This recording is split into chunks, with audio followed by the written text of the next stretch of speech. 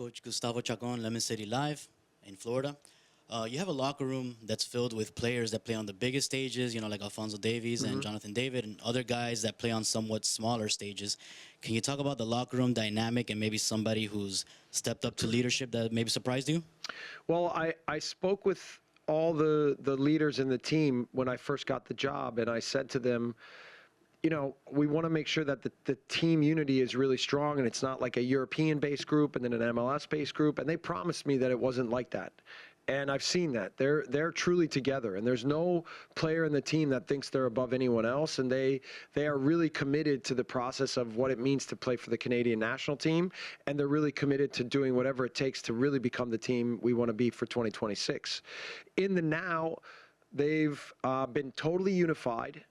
Even when players don't play, they say, "Don't worry, coach, I'm ready. I'm ready for whatever it takes." And it's nice to coach a group like that. It's nice to coach a group that are committed even when it's difficult, and they'll do whatever it takes for each other.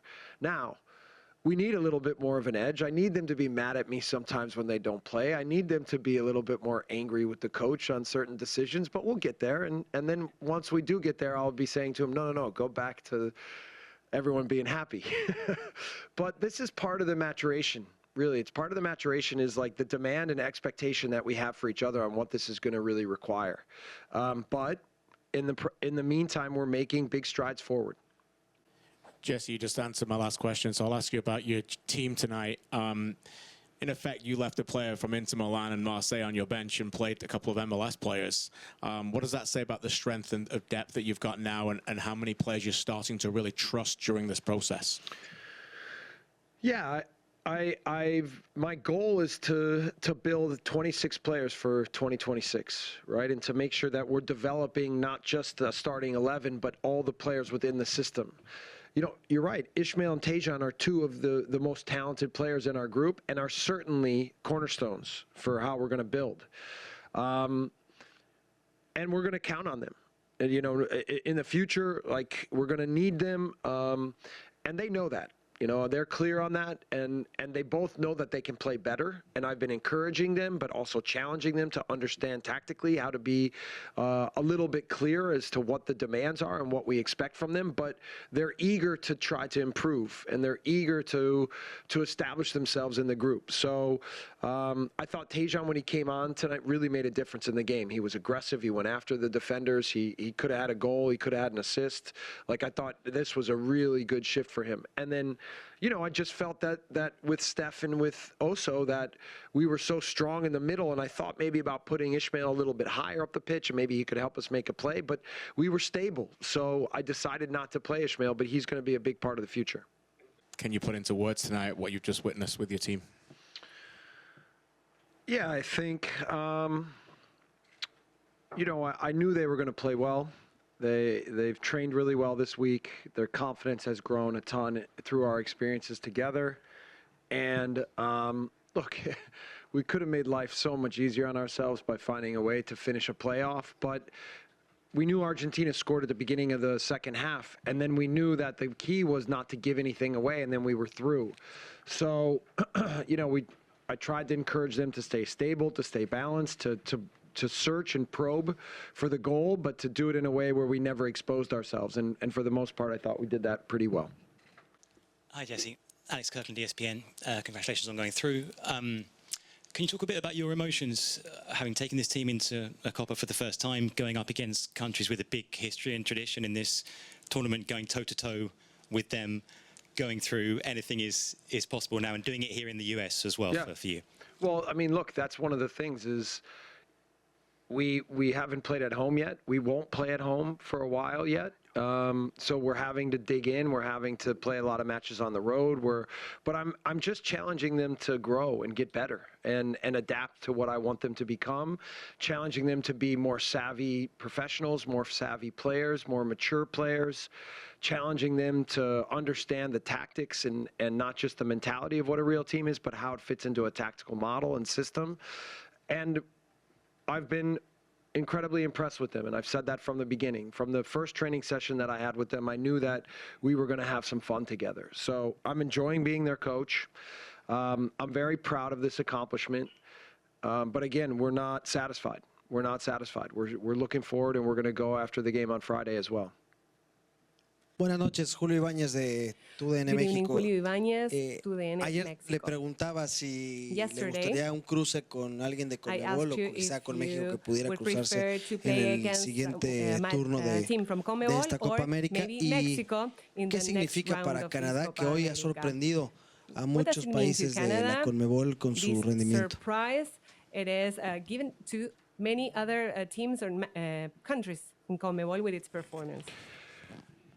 Yeah, look, when I took the job, I knew the group.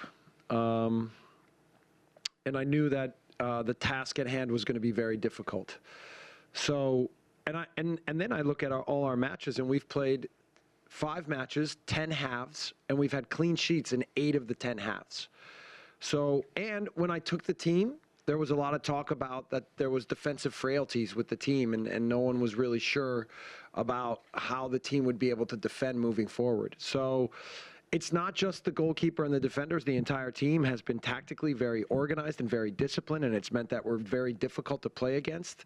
We've looked athletic and strong in every match, and that's what's enabled us to move on in the group. Now, looking forward, we are not satisfied.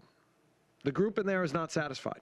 They want to keep going. They want to push this thing, and they know that no matter who our next opponent is, if it's Venezuela, if it's Ecuador, if it's Mexico, that it will be a difficult match. But they believe in themselves, and I think they've grown a ton in the last month, and we're excited for this next challenge. You mentioned that you're not satisfied, but when you put your head on your pillow tonight, could you admit that maybe that this is beyond your dream when you first taken over, the way that you went at them against the French and drew 0-0, the way that you competed against the world champions and then now have come through 2 South American tests to get through the group? Is this beyond even your own expectations when you took the job? Is that fair? I thought we would get out of the group. I really did. And I knew it was going to be a big challenge. And mostly I was trying to prepare the team to understand the savviness and intelligence and strength of what South American teams are, right? And we're still young and a little naive, and we had to quickly, I've been using the term grow up. We've had to quickly grow up with our young group and understand what high-level football is and certainly what South American edge and power and competitive will is like. And to be fair, our center backs held up. They won a lot of duels. They weren't surprised by situations. Our midfield looked confident on the ball. Our attacking players were aggressive and playing with speed and power. If we're a little bit sharper in some moments, we can score some more goals, but I'm certain that will come. And we've grown, not just from a football perspective, but maturity perspective. And that's gonna mean a lot to us, still moving forward in the next weeks, but also I think in our maturation process to 2026. Hi, Melanie Ancide with The Athletic. You just spoke about not playing home for a long time, but also it felt like you were playing in Chile today with the crowd. So I'm curious, how does that, as a coach, as a team, how do you use that as fuel maybe to potentially, play in this game? Well, I don't think of it as fuel as much as it requires a level of concentration and stability. Right. And I said to them, the fans are going to get into the match and Chile's going to find some big momentum at certain moments. And whether it's set pieces or chances that they're creating, we needed to stay strong, stay stable, believe that we were going to be okay and manage the situation.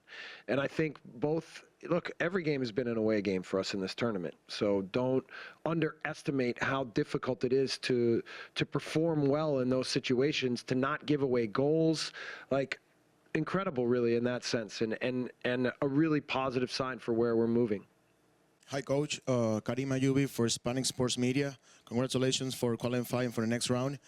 Probably your next team you're going to face is going to be Venezuela. What have you seen about them, and what can you expect about Venezuela? Thank you. Yeah, I've coached some Venezuelan players, so I know that they're hard players. They're competitive players.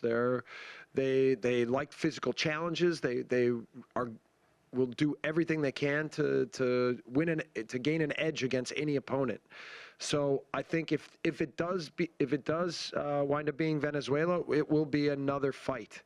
But our team has benefited from these experiences of playing Argentina, Peru, and Chile, and they've had to grow up. They've had to and you look. I mean, of course, it helps the game in both games that we get red cards. But I think we've kept our discipline while we've been hard, while we've competed, while we've gone after the game. While we've committed some fouls, we've never crossed the line. And I think that's a key for us, and that discipline will be a key moving forward. Meeker Guerrier from RDS. First off, do you remember any French from your time in Montreal? Oui. Bon, je peux vous poser une question en français. À quel point ce résultat est important dans l'histoire du football canadien? Yeah, possible. Très important pour football in Canada. Mais pour nous, très important pour mentalité et belief. What is belief? Croix. Yeah, our croix now is good, is strong, and the group is strong together. So we're excited again for the next challenge. Merci beaucoup.